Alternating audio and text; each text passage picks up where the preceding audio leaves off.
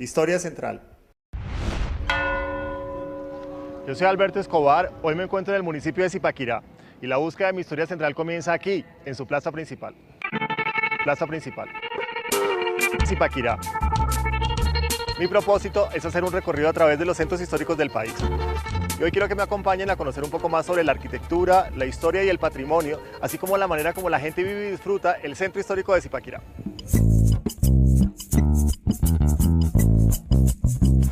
En nuestro recorrido de hoy conoceremos el lugar donde se firmó el primer acuerdo de paz en nuestro país. Lo único que quedó vestigio aquí fue el nombre de los comuneros. El parque principal lleva ese nombre. Descubriremos el posible origen de dos de nuestras delicias gastronómicas, la papa salada y la cuajada con melado. Los mineros de la mina llegaban y hacían sus piquetes, su papita salada cuando sale la mina de Zipaquirá. Indagaremos sobre la construcción del muro que dividió la ciudad para evitar la promiscuidad. Se facilitaba la convivencia de los españoles con las indias. Y descubriremos el origen de la catedral más profunda y salada del mundo. Es uno de los sitios más importantes que tiene Colombia, tiene muchos turistas, gente de Estados Unidos, Europa, etc. Esto y mucho más en nuestra historia central del día de hoy.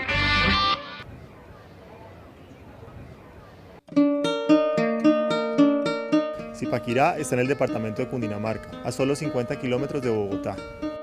Se eleva a 2.600 metros sobre el nivel del mar, posee una temperatura promedio de 14 grados y una población estimada de 100.000 habitantes.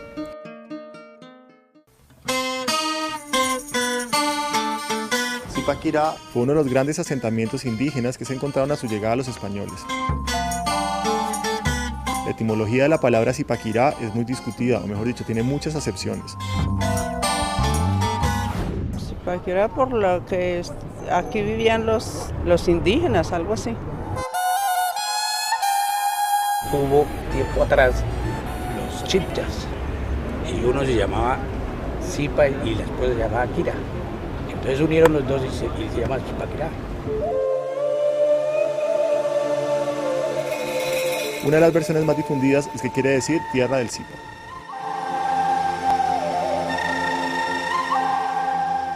En 1600, un oidor de la Real Audiencia, que se llamaba Luis Enríquez, toma la decisión de crear un pueblo de indios.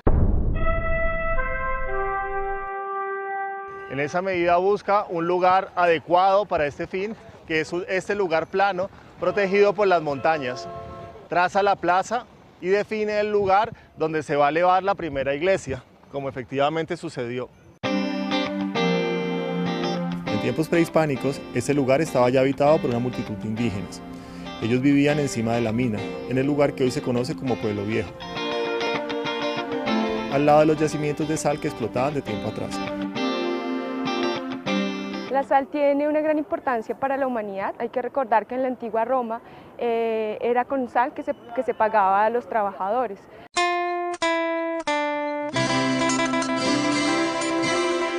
La cantidad de sal que se daba a un trabajador era proporcional a la cantidad de su trabajo. Y pues de aquí viene el origen de la palabra salario. El pasado y el futuro de Zipaquirá parecen estar cifrados por la sal. Antes de que llegaran los españoles a este territorio, los muiscas se han vuelto muy fuertes porque ya habían desarrollado un sistema para poder asegurar su extracción. Los indígenas sacaban la sal o la explotaban por medio de evaporación. La sacaban en vasijas de barro de los pozos que había alrededor de las minas. Cuando el agua se secaba, rompían la vasija de barro y quedaba el pan de sal, que era como llamaban al bloquecito de sal. Esos panes de sal se habían convertido en la moneda de cambio en toda esta zona. Incluso había traspasado ampliamente las fronteras del Imperio Muisca. Los indígenas cambiaban la sal por comida, por víveres, por vivienda. O sea, con eso pagaban. Llevaban sal de aquí para allá y de allá para acá traían panela, naranja, madera, hacían un intercambio, hacían un triqui-truqui, ¿sí? Un triqui-truqui. Hay dos delicias gastronómicas que surgieron a partir del trabajo en las minas. Los obreros aprovechaban el fondo que estaba caliente y ponían la carnecita a asar. Tiraban las papas a los fondos Las papas empezaban a flotar, se cubrían de un casco de sal delicioso que servía pues para acompañar la carne.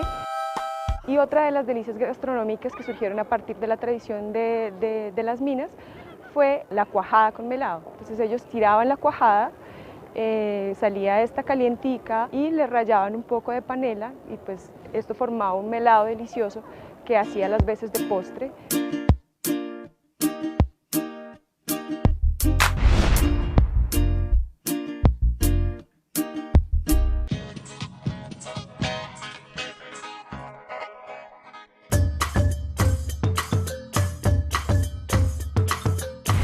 Los españoles deciden establecerse en este territorio y empiezan a participar de la extracción de la sal. Zipaquirá empezó a poblarse muchísimo y esto trajo como consecuencia el hecho de que se diera una promiscuidad y un mestizaje muy grande. El hecho de la promiscuidad fue visto con preocupación tanto por nativos como para los españoles. Por ello, el arzobispo Arzúa decidió que había la necesidad de crear un muro para separar tanto a los indígenas como pues, a los blancos. Ese muro tenía básicamente dos puntos de contacto entre ese pueblo de antiguos indios que se volvió de blancos y el pueblo de indios que quedó en la montaña.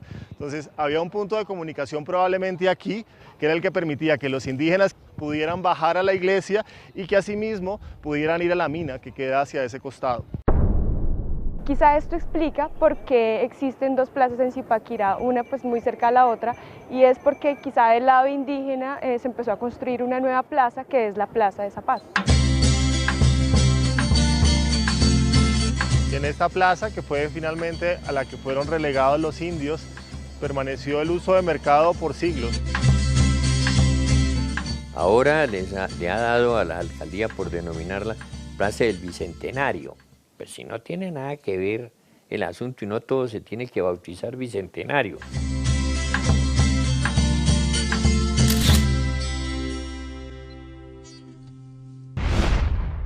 De la plaza de Zipaquirá no se conservan muchas imágenes de la colonia. Quizá la más importante que todavía llegó a nuestros días es una elaborada de 1855 por Henry Price.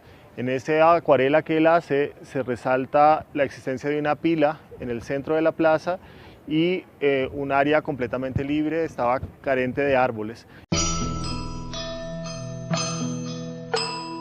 Las casas todos son balcones antiguos que son de la historia bonita, no como los de hoy en día que es simple y es lúdica, cae como de terror. Ese aspecto se va a transformar a lo largo del siglo XIX, en particular con la introducción de vegetación en la plaza.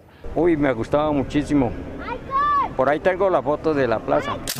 Va a ser la plaza que va a sobrevivir buena parte del siglo XX, hasta que finalmente en la última década del siglo XX se toma la decisión de transformarla.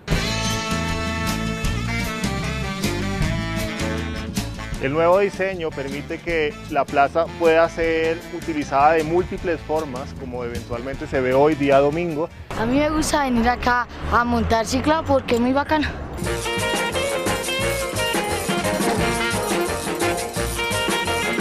Y lo que es más importante es que reactiva la actividad de este lugar que sigue siendo el centro y corazón de Zipaquirá.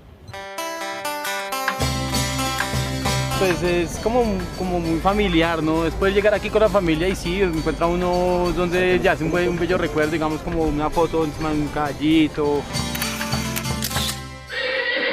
Yo me llamo José Hipólito Gómez Gómez, fotógrafo autorizado para trabajar en esta plaza.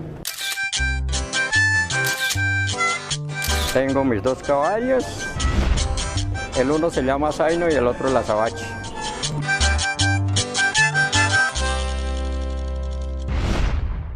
En esta plaza se firmó el que puede llegar a ser considerado el primer tratado de paz de nuestro país.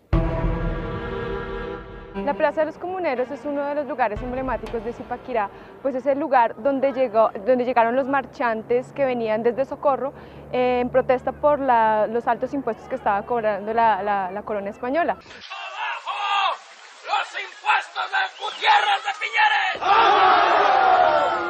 Aproximadamente 5.000 personas venían marchando desde Socorro y pretendían llegar hasta Bogotá Cuando en Bogotá se enteran de esto, envían al comandante de Barrera para que los detuvieran por la fuerza en lo que actualmente se conoce como Puente Nacional. Al no poderlo hacer, tenían un plan B, que era finalmente tratar de inducirlos a llegar a algún tipo de acuerdo de paz en Zipaquirá. A este lugar vinieron el oidor y en particular un personaje que resultará fundamental en la negociación, que era el arzobispo Caballero y Góngora. Caballero y Góngora estaba convencido que al mostrarse él en sotana, muy probablemente los hombres que estaban alzados contra la corona iban a llegar a un acuerdo. Y no fue muy fácil, hubo grandes disturbios, pues por lo cual no se pudo llegar a ningún acuerdo. Desde el virreinato entonces se accedió a firmar los 35 puntos. Los comuneros exigían que para que el acuerdo se cumpliera debía ser firmado en plaza pública y con juramento ante Dios. Y efectivamente así sucedió. Pero nunca se cumplió. Finalmente cada uno de los personajes que firmó el acuerdo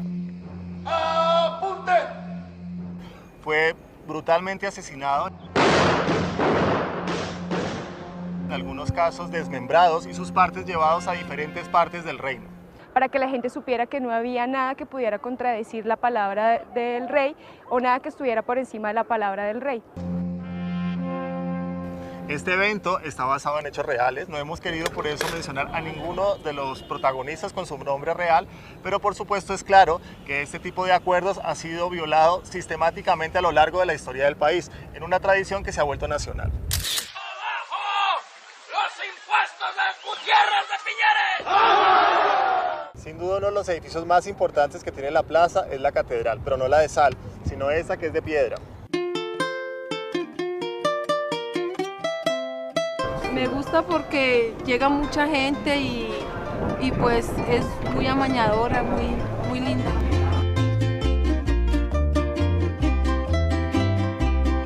Al comenzar el siglo XIX, se aprovecha que pasa un fraile que es arquitecto, Fray Domingo Pérez, del pueblo de Petrés, en España. Petrés llegó a la Nueva Granada en 1792 y participó también en la construcción de la Catedral de Bogotá. Él va hasta Chiquinquirá, porque los dominicos le han pedido que les haga el proyecto de una gran basílica. Como pasaba por Zipaquirá y así estadía, ahí lo detuvieron, le dijeron, háganos el proyecto para la nuestra. Claramente se ve que no había sido construida para que fuera vista así, o sea, ni tanto el ladrillo como la piedra, porque normalmente estaba o revocado o enchapado en piedra.